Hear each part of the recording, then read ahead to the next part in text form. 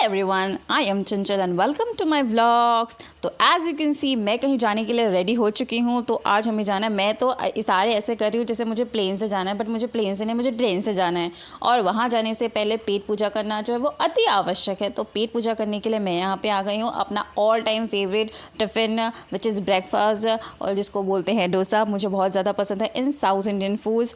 And उसके बाद जो है वो थोड़ी सी चाय की चुस्की भी इंपॉर्टेंट है, जो आपको रिफ़्रेश कर देती है। एंड मतलब ऑल द टाइम नहीं, बट थोड़े टाइम के लिए आपको थोड़ा सा रिफ्रेशमेंट तो फील होता है।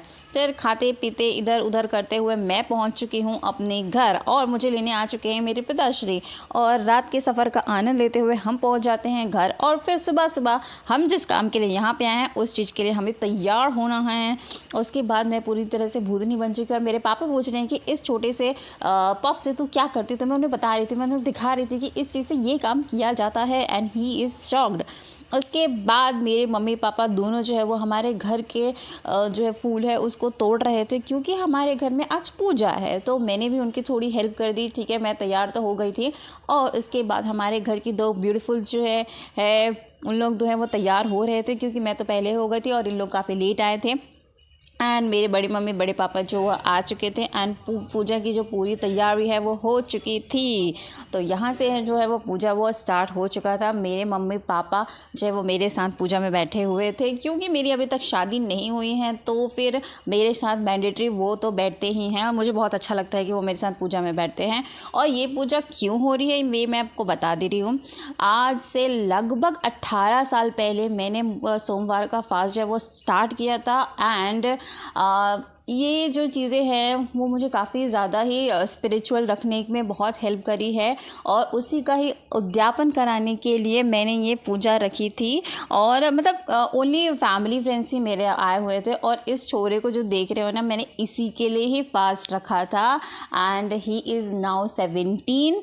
और मुझे बहुत ज़्यादा ही प्राउड फील होता है कि प्रभु ने मुझे इस चीज़ के लिए चुना था। And I am very lucky to have a lord like a Mahadev.